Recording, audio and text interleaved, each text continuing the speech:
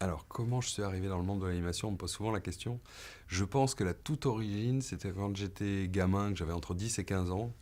Je jouais beaucoup aux jeux vidéo. Et j'ai fait une école de commerce américaine où j'ai appris principalement à parler anglais, ce qui m'a beaucoup servi. J'ai commencé chez Gaumont en stage, puis j'ai monté des espaces multimédia dans les nouveaux complexes qui s'ouvraient où il y avait Internet, un peu des liens avec le jeu vidéo. Je me suis occupé du web Gaumont, Buena Vista, Disney. On a fait Princess Mononoke pour Ghibli en Flash.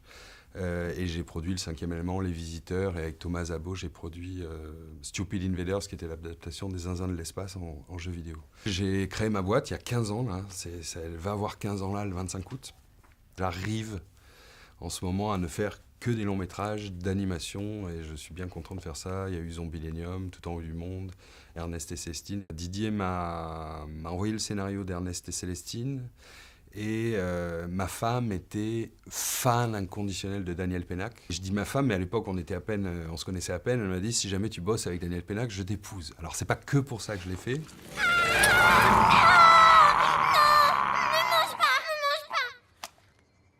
Mais moi j'ai faim. Comment tu t'appelles? Ernest.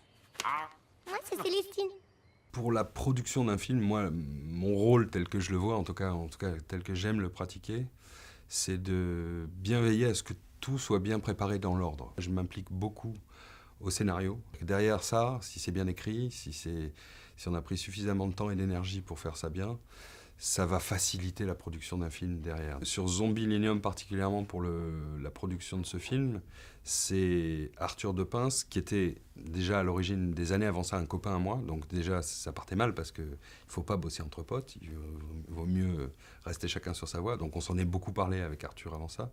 Et en plus, j'ai mis une vraie volonté à ce qu'Arthur, qui a écrit les 3 volumes, maintenant le 4e volume de sa bande dessinée, soit celui qui écrive le scénario. Mon objectif premier, c'est de fabriquer le maximum possible en France, pour des raisons de fainéantise peut-être un peu aussi, d'avoir vraiment des choses à proximité de nous, de rester quand même dans un petit cocon. Et puis surtout d'avoir des équipes françaises magnifiques. Là on est au Gobelin, il faut vraiment faire d'abord appel à ces gens-là. On a voulu convaincre les enfants qu'il fallait le voir, les familles et les ados s'ils veulent. On a eu des retours de parents qui sont allés voir le film dans un second temps. Et l'affiche du film a fait peur aux parents.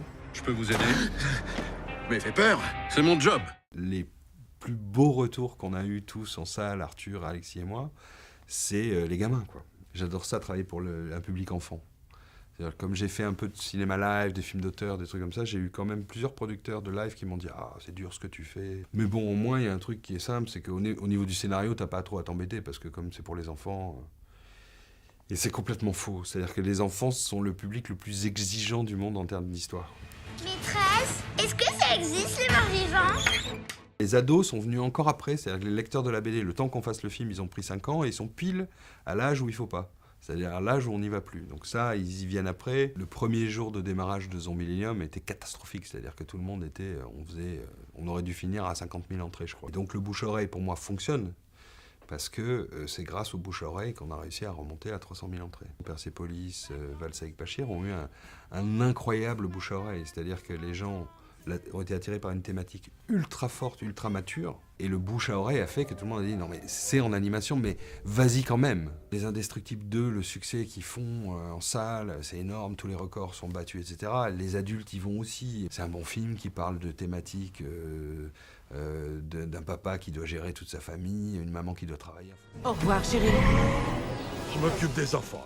Faire un film que pour adultes, j'ai pas encore essayé, j'ai pas réussi à faire ça. Je suis persuadé, pour l'avoir même vécu, que les spectateurs, le public a envie de nouvelles histoires. Et en France, chez les décideurs, les financiers, tout le monde qui finance le cinéma, je vois une crainte incroyable de ça. J'espère que le public va continuer à se déplacer en masse pour voir des choses qui les réveillent plutôt que tout le temps la même histoire racontée avec des moyens ou des acteurs différents. J'espère que j'ai grande confiance dans le public pour pas nous lâcher sur ce sujet-là, quoi.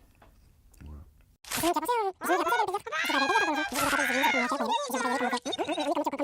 Chut.